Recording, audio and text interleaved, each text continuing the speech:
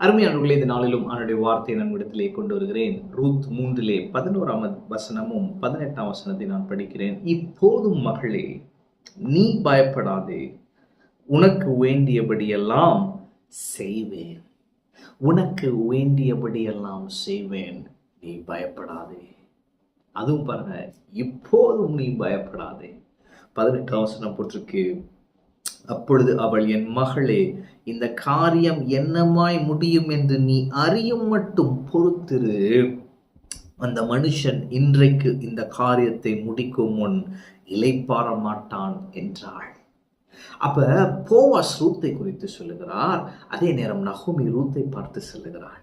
Boaz சொல்றாரு, நீ இப்போது பயப்படாதே, உனக்கு வேண்டியபடி எல்லாம் செய்வேன். அப்ப இன்னைக்கு கர்த்தரிடத்திலிருந்து ஒரு உத்தரவு வருகிறது. என்ன? இப்போது நீ பயப்படாதே, உனக்கு வேண்டியபடி எல்லாம் செய்வேன். கிறிஸ்து இயேசு சிலுவையிலே நமக்காக எல்லாவற்றையும் செய்து முடித்தார். இன்று அவர் சொல்லுகிறார், நீ பயப்படாதே, இப்போது நீ பயப்படாது. இப்ப நீங்க என்ன செஞ்சிட்டு இருக்கீங்க? என்ன சந்திச்சுக்கிட்டு இருக்கீங்க?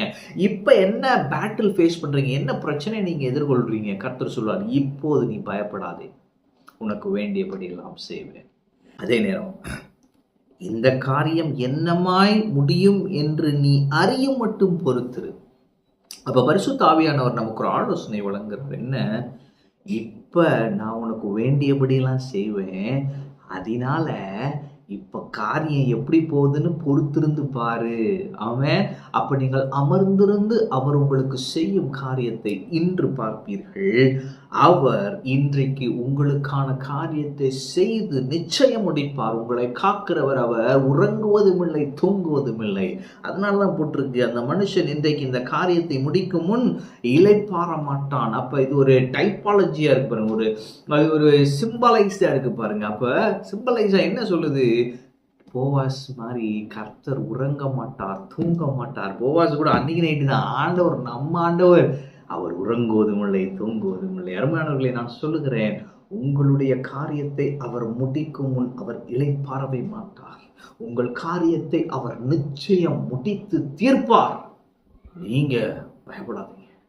இன்னைக்கு பயத்தை தெரிந்து கொள்ளாதீங்க. விசுவாசத்துல நில்லுங்க, விசுவாசத்துல காத்துருங்க.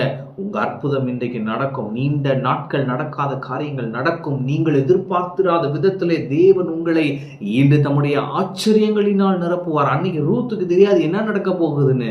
ஆனா கர்த்தர் ரூத்துடைய வாழ்க்கையை மாற்றி போட்டார். நான் சொல்லுகிறேன், வாழ்க்கையை மாற்றி போடும் அற்புதத்தை இன்று கர்த்தர் உங்கள் வாழ்க்கையில செய்வார். ஆமென். கர்த்தர் உங்களோடு இருக்கிறார். கர்த்தர் உங்களை ஆசீர்வதிப்பார்.